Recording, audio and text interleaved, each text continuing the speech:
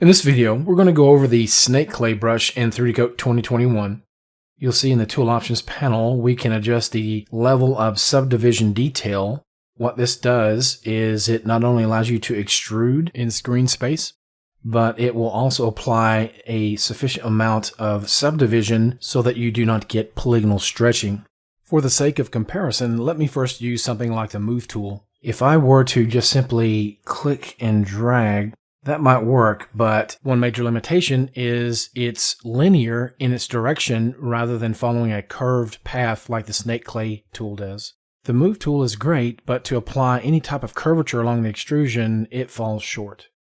If I zoom in, hit the wireframe hotkey, you can see there's a lot of polygonal stretching there. Let me undo that one more time. Now there is an option here where I can have it remove stretching, so in one sense that does alleviate that polygon stretching issue. As you can see. Yeah, let me zoom in. Remove stretching essentially decimates beneath your brush. So I'll undo. Snake Clay is a bit better because, again, it does this dynamic tessellation on the fly and it will follow the path of your brush. So for example, as I click and drag, you can see it's going to follow that path. Now, let's adjust the smoothing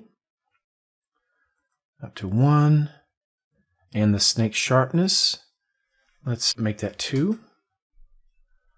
Again, it works in screen space, so it's going to go parallel to the camera. The draw mode that I'm using now is much sharper than some of the other draw modes, and that will allow for a sharper end to your stroke. And if you see this artifacting, I think it's just an OpenGL thing, because when I turn on and turn off a layer, it disappears. So let's hit the E key, and I'll choose something like the Absolute Draw mode, and let's take our smoothing down, 0.2, snake sharpness, 0.2 as well, detail, 0.5. So let's go ahead and click and drag that. Undo. But we really do need a bit more detail. Let's take that up to 1. Now, you can see it's essentially dragging that entire surface instead of it smoothing it out. And in some cases that may be what you want. Let's bring smoothing up to 1. We can see that will change. It will start to smooth out. Yeah, snake sharpness, and I will go up to 2. That does help with the sharpness. It can bring it to a nice point. But a better way is to use one of these draw modes that changes the brush radius based on pin pressure. So let's go ahead and drag, and you can see we get a very sharp point. Okay, now let's bring it back down to 0.5. We can extrude it a little bit more, a little bit longer.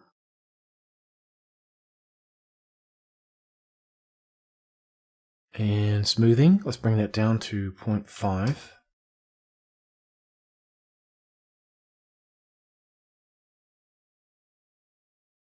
Okay, let's try a different one, the second draw mode.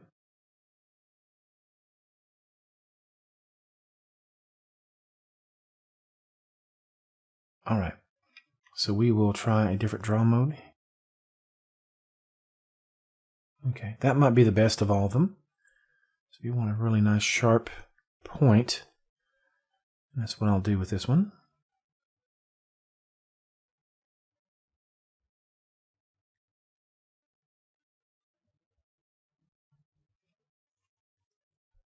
Then, one thing that we can do is we can use the relax mode here in the shift or control shift menu, so that when we hold down the shift key, it will relax.